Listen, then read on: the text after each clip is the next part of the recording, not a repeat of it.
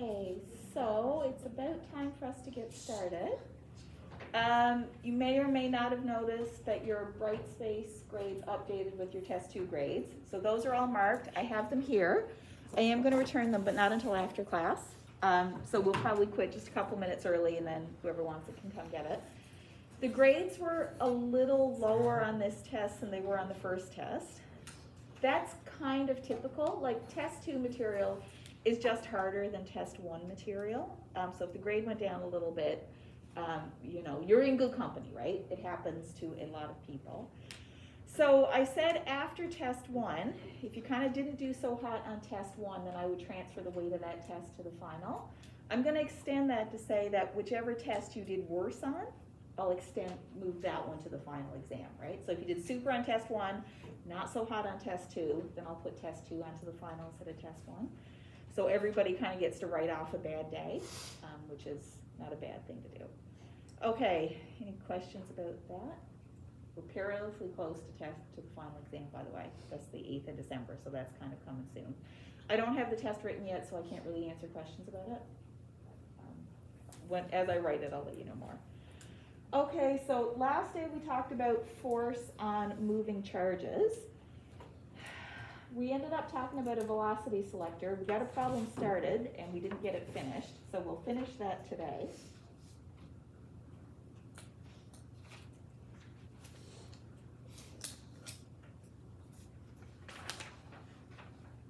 So this is how far we got last time. So we had our ions emitted from a source, first passing through a velocity selector. That's where we have our crossed electric and magnetic fields. We knew what those fields were. We knew what the directions were. We first wanted to draw a free body diagram. So our magnetic force was up. We got that with our right-hand rule. The electric force is down because F is Q times E. So there's our free body diagram. Find the speed of the ions that pass straight through. Straight through means the acceleration is 0, which means the net force is 0, so we found an expression for the speed. If you were doing this on a test, it would not be good enough to start from here, right? You would have to start from here. So kind of always start from the beginning on a test if you want full points. We didn't get a chance to do part 3, so that's where we'll walk in today. So it says when the ions leave the velocity selector, so that's right here, they enter a second magnetic field, that's this one. That's got a magnetic field of 1 Tesla. The direction is into the page. They travel a circular path, and it hits a photoluminescent plate. So right here on the back of this plate is a little piece of paper that lights up if a charge hits it. And that distance where it hits is 7.26 millimeters from the entry point. This is kind of a sneaky way of giving you the radius of the circle. So 7.26 is the diameter. Find the charge to mass ratio of the ions. So let's start with what we know about what happens when charged particles move in a magnetic field. So it enters right here, comes around in circular motion, hits the plate right here. This distance is 7.26 millimeters, which is twice the radius of that circle. And this is while it's in field labeled V0. So that's what's happening here. We know it's undergoing circular motion because the force is perpendicular to the velocity. That results in circular motion. So we start with Newton's second law. The sum of the forces equals mass times acceleration. And in these problems, you know, the circular motion in the fields, you also have to start here from Newton's second law. You start from F equals ma and figure out the things you're trying to find. So the kind of force we have is the magnetic force equals mass times acceleration. In circular motion, A is equal to V squared over R. QV, or magnetic force, is Q times V times B times sine theta. Theta is equal to 90 degrees because the velocity vector is perpendicular to the magnetic field vector. So this guy is 1. Divide through by V. We've got a more simplified version. We're asked to find the charge to mass ratio. So our question is, what is Q over N? So we've got Q on this side, M on this side. We divide both sides by N. We'll also divide both sides by B equals V over VR. So I cross multiply my M down to this side and my B down to that side.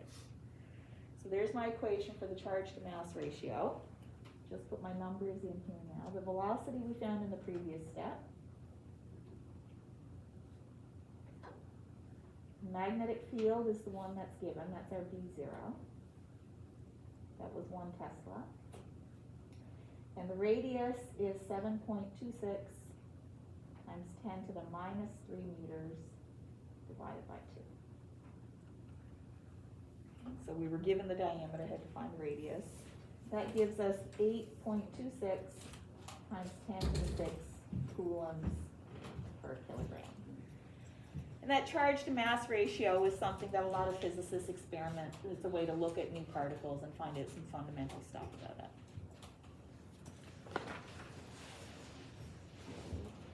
Any questions? Okay, so the next couple slides in the notes are going to be homework problems. For one of them, I have a video done, so I'll post that if you want to see the video solution. And we'll move on to the next part of magnetism that we're going to talk about.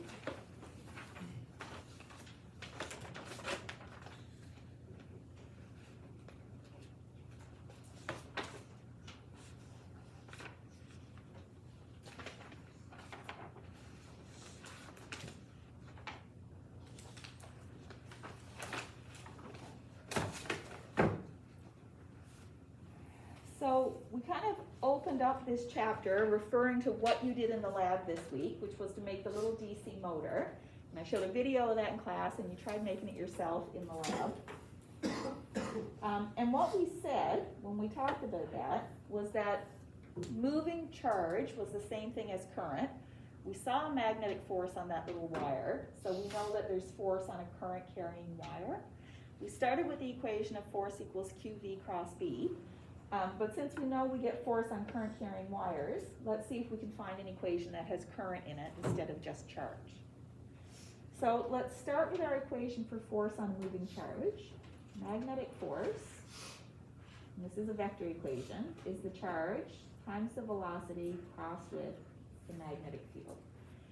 So let's start there. Now let's think about what do we mean by velocity. Velocity is the velocity of the moving charge. We can find an average velocity by doing distance over time. So it moves a distance delta x in a time delta t. We put that in for our velocity. And now I'm just going to rearrange my equation by sliding my delta t to the left a little bit. I get q over delta t times delta x crossed with b. So let's think about this, and then just to nudge your memory, we ask what is current. Current is moving charge. It's how much charge flows past an area in time delta t. Q over delta t, that's current.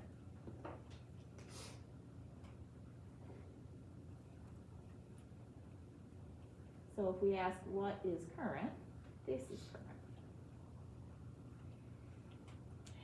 And then for our delta x, if we're talking about a current carrying wire, let's refer to delta x as the distance along a wire. So we'll say along a wire with length. Typically we call that L. So we'll put all those things together to get our equation for magnetic force on a current carrying wire. FB equals I times L cross B.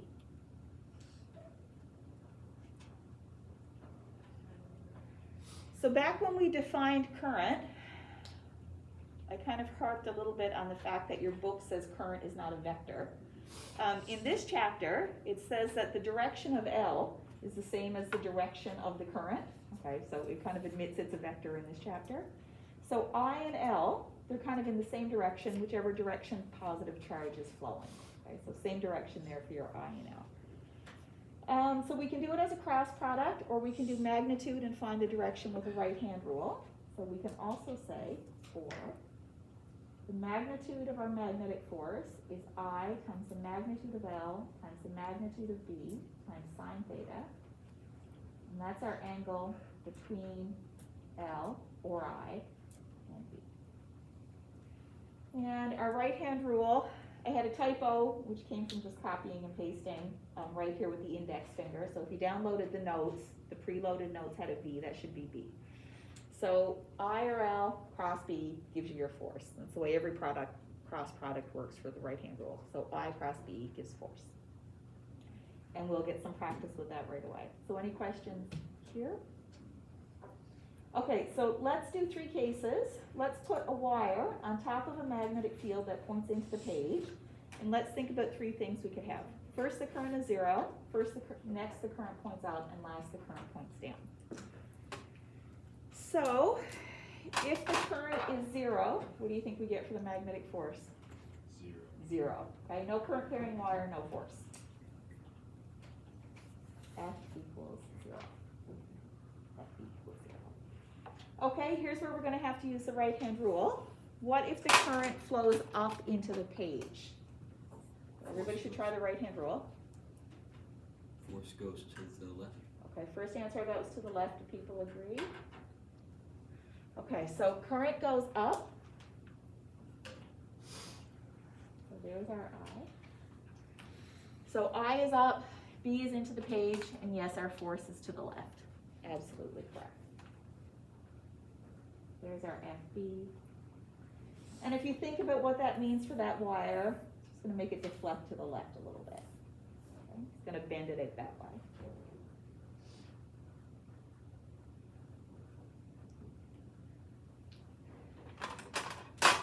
So probably you're going to know the answer to this one right away. What happens if our current flows downwards? To the right. Okay. Try it with your right-hand rule just to make sure you agree. So you should always try it. So current is down, B is in, middle finger is to the right, so that magnetic force would be to the right. And that would make that wire tend to bow out to the right a little bit.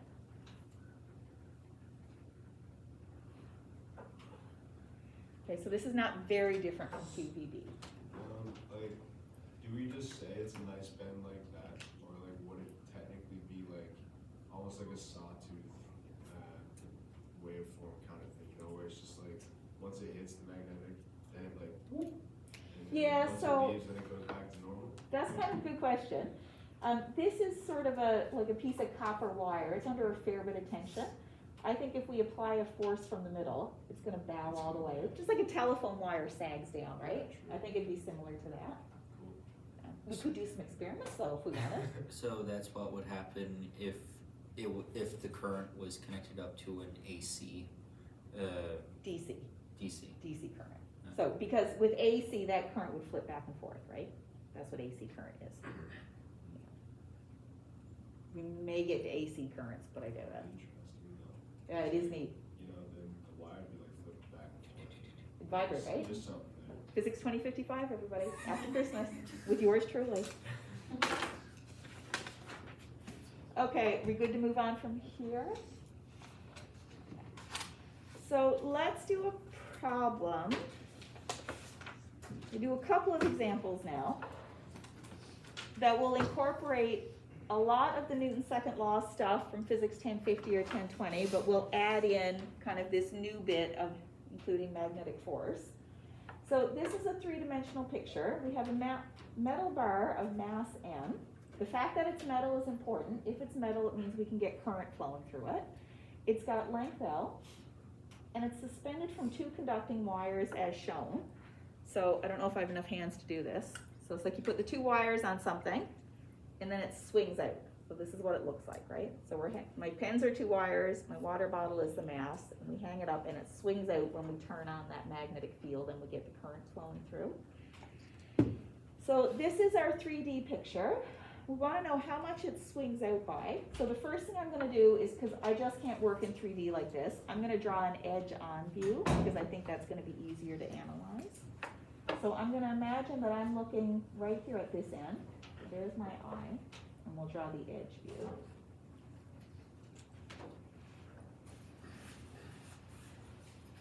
So I'll draw a circle to represent my wire. The way I'm looking at it, the current is going away from me. That's an X, like we're looking at the flight of the darts. So the eye goes away from us. We're on these tilted out wires, so that kind of comes up like this. This is our angle theta. Our magnetic field B points straight down.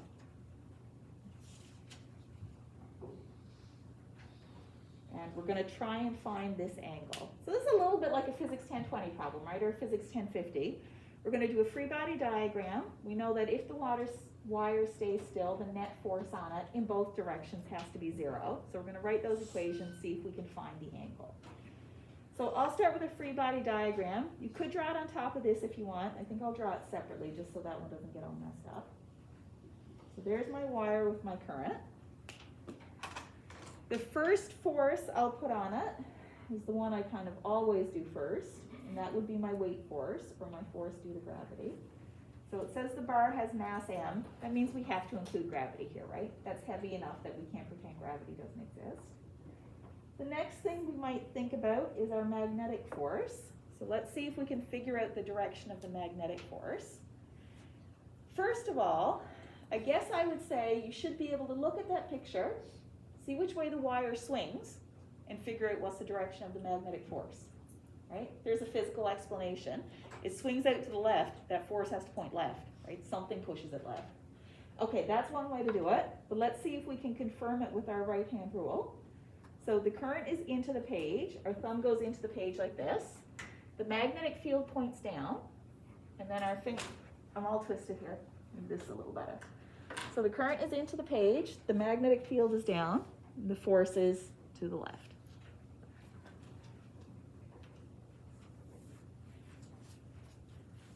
So we thought about that in two ways. First of all, it moves left, and our right-hand rule confirms that it is to the left. So two good ways to think about it. Last, what's holding it up in the air? These little strings of wire are holding it up in the air.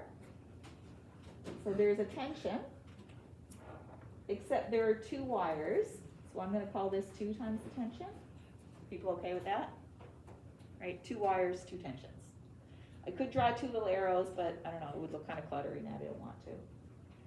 All right, so, and those are going to have components. So there's 2 times Tx, 2 times Ty. Our angle is an angle with the vertical. So that's our angle theta right here, which means that's our angle theta right there. Okay, so there's all of our usual free body diagram stuff. Now we want to do the net force in the x direction and the y direction and see if we can use that to figure out our angle. So let's start with the x direction. Sum of the forces in the x direction is mass times acceleration in the x direction.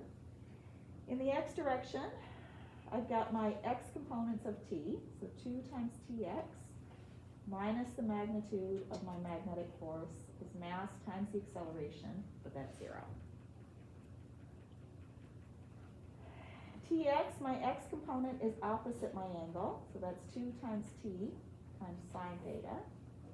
My magnetic force is I times L times B times the sine of the angle between the length and the magnetic field, or the current and the magnetic field. The current is into the page, the magnetic field is down. The angle between those two things is 90 degrees. So every time you have an angle, you have to think about it really critically. It would probably be tempting just to put sine theta right here, because you got a theta in your picture. But this theta means between the length and the B. One is into the page, one is down. That's definitely perpendicular. So I'm not even going to use a symbol, I'm just going to put in 90 degrees. And I know that that bit is going to be 1. So 2 times t times sine theta equals I times L times B. This equation, I've gone as far as I can go right here. I can't get anything else. So I'm going to go to my y equation next and see if that's going to give me some information. Sum of the forces in the y direction is mass times acceleration in the y. In the y direction, I've got 2 y components of my tension and my force due to gravity. Equals mass times acceleration in the y, but that's 0. My y component is adjacent to my angle, so I have 2 times t times cosine theta. Force due to gravity is the weight, that's m times g, equals 0. 2 times t times cosine theta equals mg. When you've been doing physics kind of forever, right, you look at these two equations and you say, I want to find theta. This one has sine, this one has cosine. I want theta. First thing I think about is tan theta. So tan theta is sine over cosine. So I'd like to do a division here so that I get my tan theta. So if I say 2 times t times sine theta divided by 2 times t times cosine theta, and I'm doing that because sine over cosine is tan. That makes this thing solvable. This has to be the same. 2t sine theta is ILB, and 2t cosine theta is mg. So I'm dividing those two equations. There are other ways to do it. If you don't like this dividing business, you could solve this equation for t, ILB over 2 sine theta. Substitute that in this one, you'd get the same expression. So there's different ways to do the algebra. It's up to you how you prefer to do it. My 2's cancel, my t's cancel. Sine over cosine is tan theta. To find my theta, we take the inverse tan.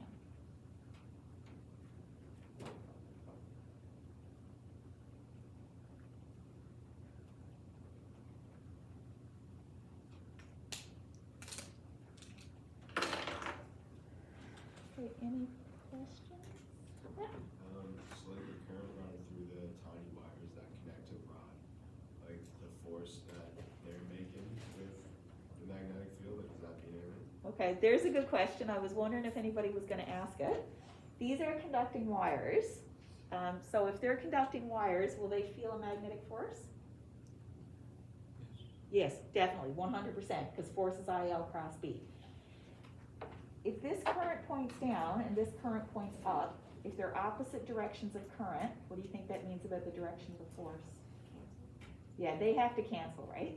So the direction of the force on this one, I cross B, it's going to swing it sort of outwards this way, if you do your right-hand rule, right? So the force due to this one is going to tend to swing it this way, swing it forward. The force due to this wire is going to tend to swing it backwards. Overall, those two forces are going to cancel because the currents are equal and opposite, so the force will be equal and opposite. That's a good question.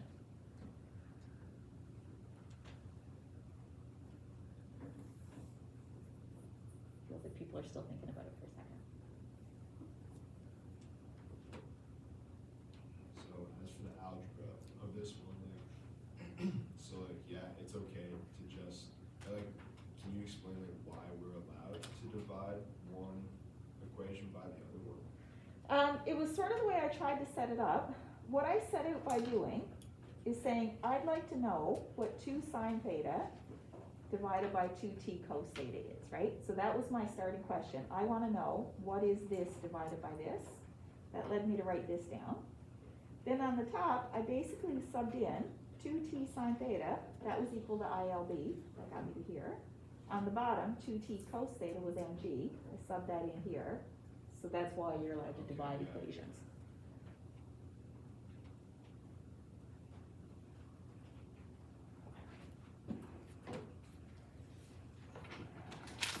So, that one gave us a bit of a 1050 twist. Let's do one that's got a little bit of 10, we do springs in 1050, 1020, yes. So we got some springs from 1050, 1020. We also got some currents from 1051, and let's try and do this one.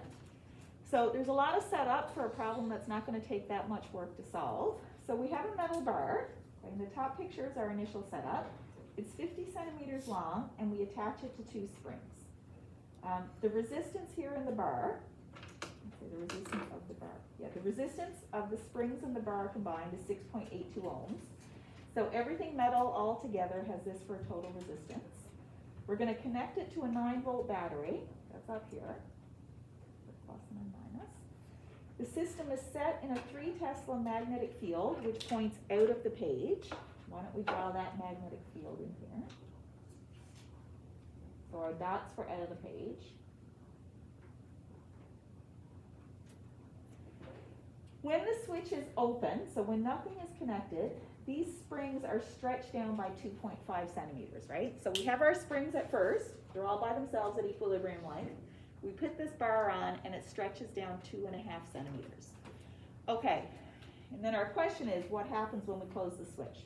But let's deal with the open switch part first. Okay, so let's see what we can learn from that bit. So if the switch is open, there is no current running.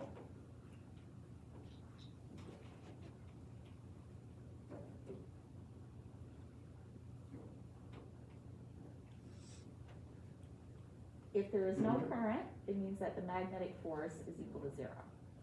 Because the force is IL cross B, no current, no force. We need the current to get a force.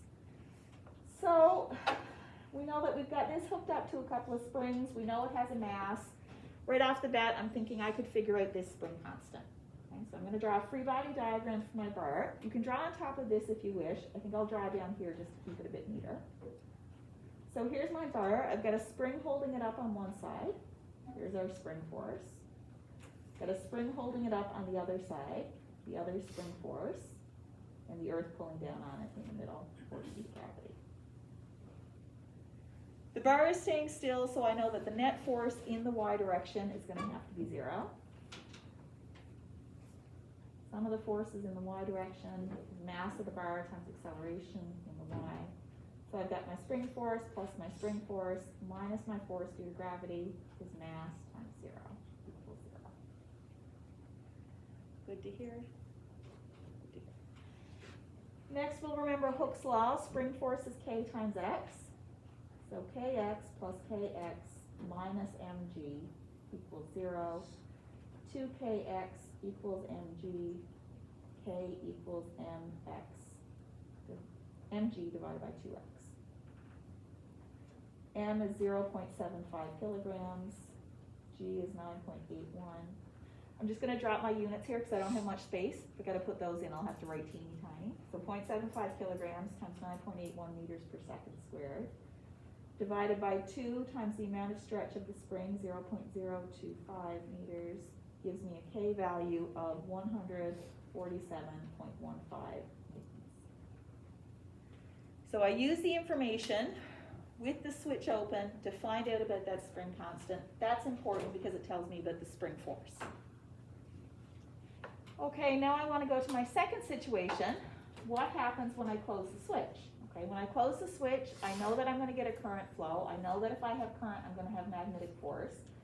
So essentially I have to do the problem over, but this time I have to include my magnetic force and do the same sort of thing.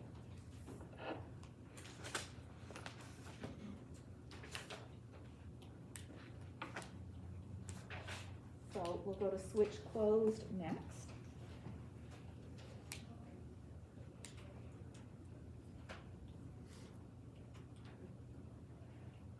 We do get current,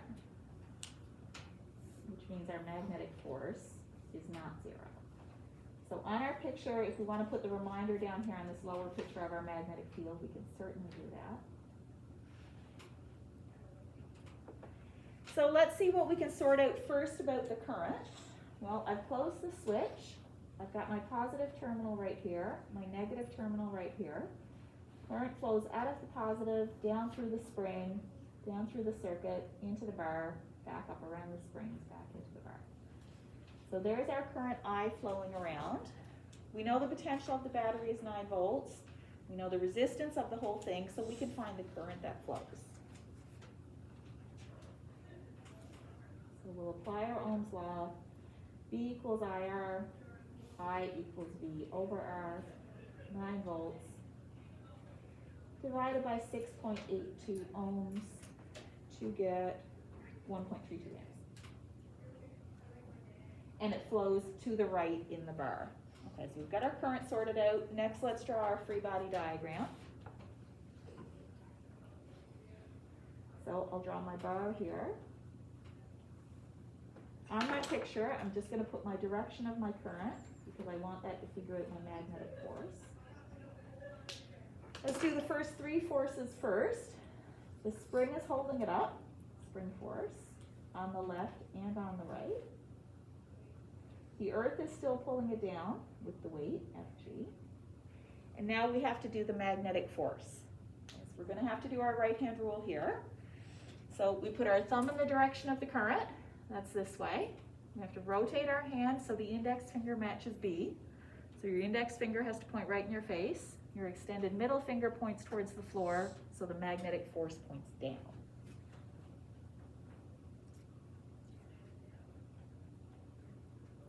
If you had your magnetic force pointing up, you wouldn't get the same answer, you wouldn't get the right answer. Your force would be in the wrong direction.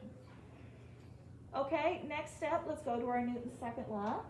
Sum of the forces in the y direction is mass times acceleration in the y direction. So spring force and a spring force minus the magnetic force minus the weight equals mass times the acceleration, which is 0 because it's not moving. Our goal here is to find out how much it's stretched by, so we want the x value in kx. So our spring force is kx, with 2 of those.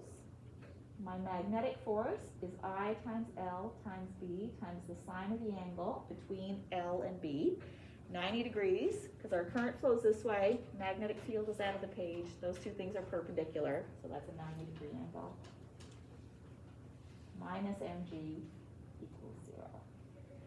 So 2kx equals mg plus I times L times B, x equals m times g plus I times L times B, divided by 2 times k.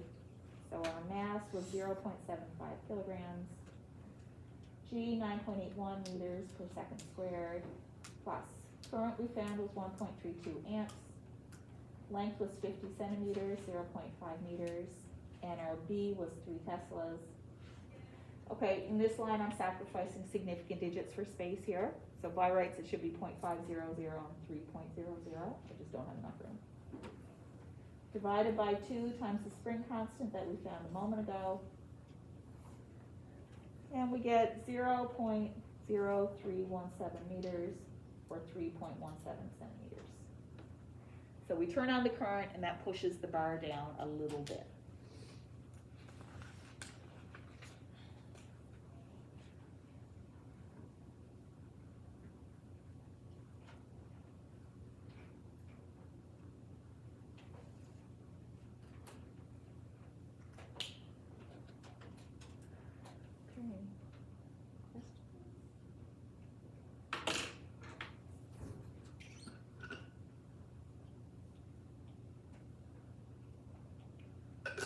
Okay.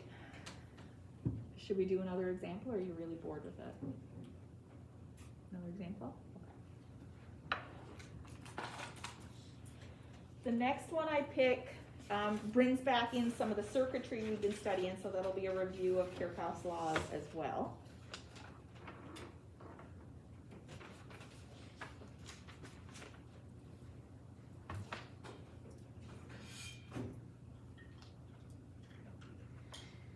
So for our next one, I nabbed this one out of your textbook.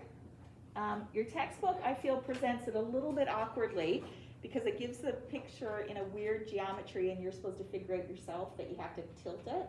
So I kind of picked it from the textbook, but I went ahead and I put it in the correct geometry that it was supposed to be all along. I think they wanted you to interpret from the wording of the problem, sort of what the physical setup of the problem had to be. I feel like that was not really what we're after, so I just went ahead and changed the picture. So we have a metal bar. Notice here it says 2.6 newtons. That's giving the weight in newtons. This bit is m times g, so you'll be able to use this to find the mass. It's 85 centimeters long. It has a resistance of 10 ohms.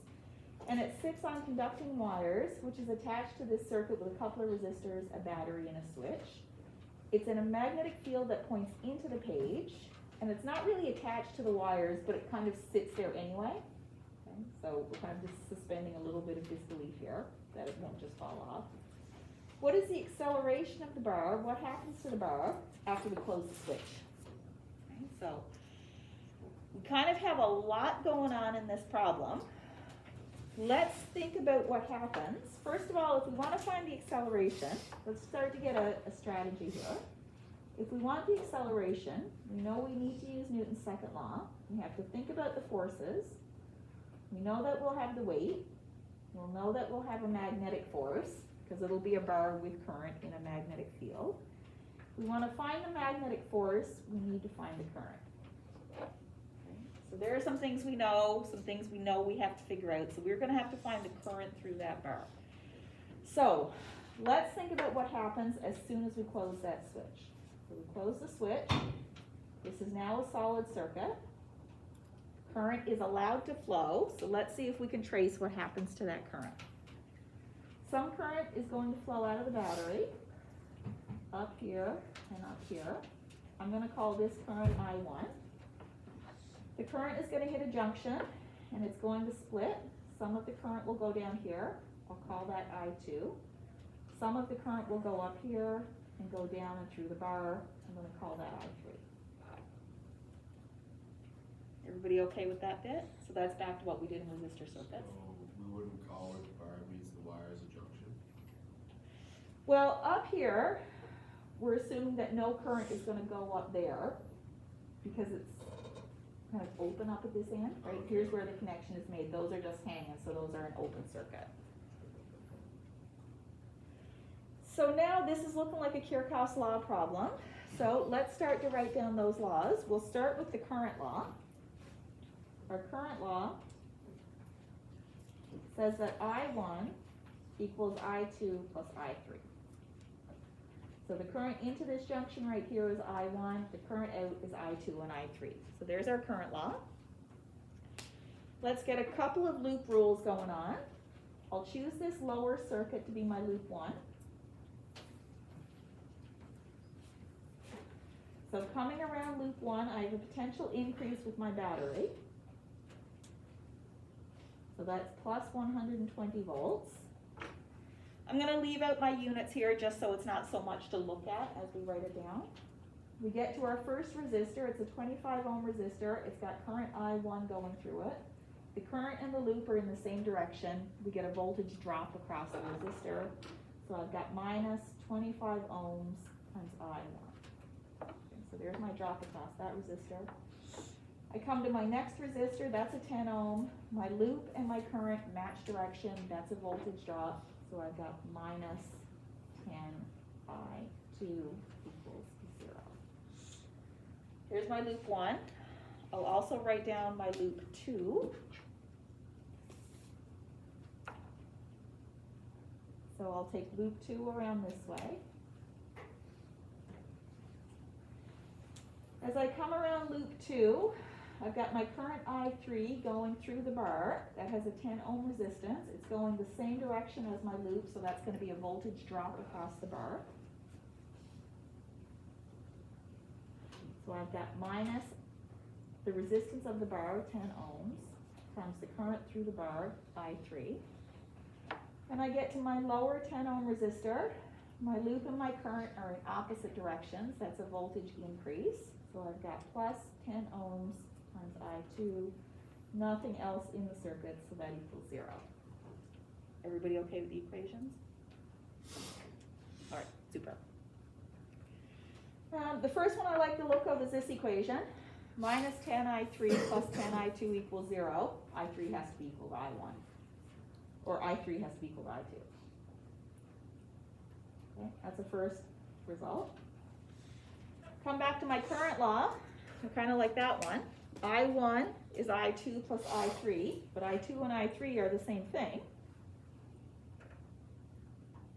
So that's I2 or I2 plus I2 equals 2I2. So now I've got something for my I1. I can come back to my loop 1 rule and I can figure out what I2 is. So 120 minus 25, I1 is 2I2 minus 10 times I2 equals 0. 120, 25 and 2 is 50, minus 10, so minus 60 I2 equals 0. I2 equals 120 divided by 60 equals 2 amps. So the current going through that bar is the same as the current going through this resistor, so it's 2 amps. So I3 equals current through bar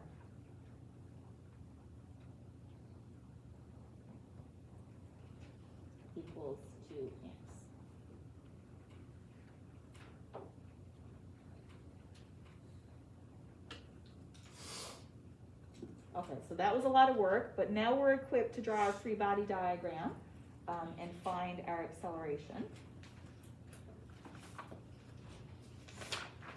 So let's do a free body diagram for our bar.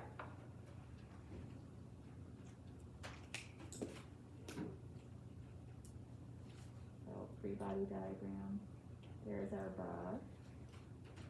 I'm going to put the direction of my current in the bar. Here's my I3. So my current goes this way. My magnetic field is into the page, so I cross B. My magnetic force points straight up.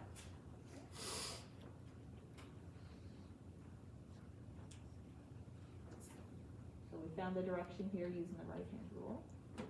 My force due to gravity points straight down.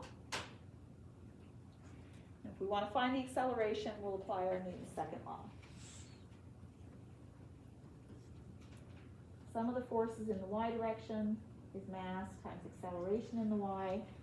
All of the problems we had so far, the stuff was staying still. We said the acceleration was 0. In this problem, our goal is to find the acceleration, so we're not going to plug in that the acceleration is equal to 0. So I've got magnetic force, FB, minus force due to gravity equals mass times acceleration in the y. My magnetic force is I3 times the length times the magnetic field it's sitting in times the sine of the angle between the length and the magnetic field. Those two things are perpendicular, so this angle is 90 degrees. Minus Fg, so that's our weight. That was 2.60 newtons. That was given. Equals mass times the acceleration in the y.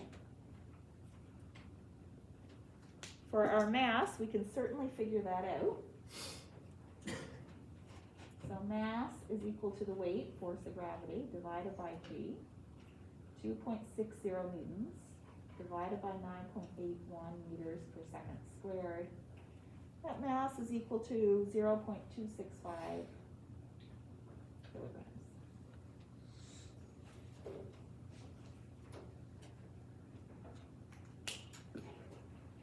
Okay, so our I3 we found was 2 amps. The length of the bar was 0.850 meters. The size of the magnetic field was 1.60 teslas. Sine of 90 is 1. Minus 2.60 newtons equals 0.265 kilograms times AY. Solve that in your calculator. The magnitude of the acceleration is 0.453 meters per second squared. Just finish up by writing that as a vector. Meters per second squared, J hat, or straight up.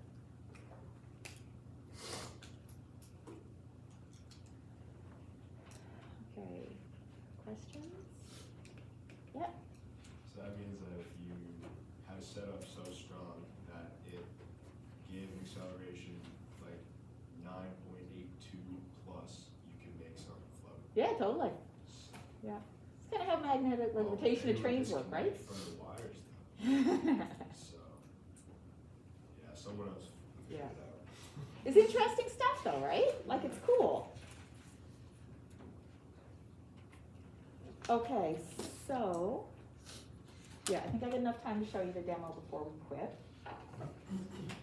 Any questions before we move on? So I don't want to have to bring this stuff back next time. So, Hans Christian Ørsted, he was one of the guys who did a lot of stuff about magnetism and currents and stuff. And again, lots of people knew about these things, but he's one of the famous ones.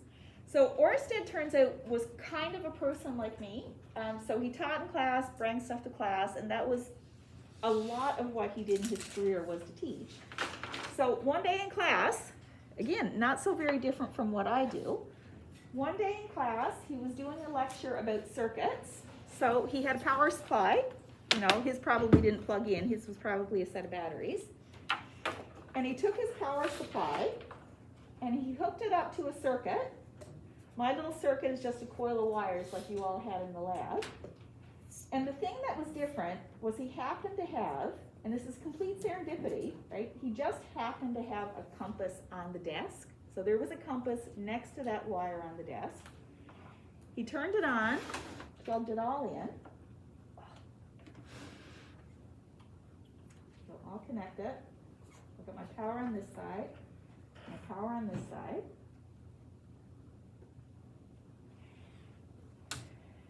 And then he turned up the current, and then he saw this happen. This is kind of amazing, right? So what we have here is a piece of wire.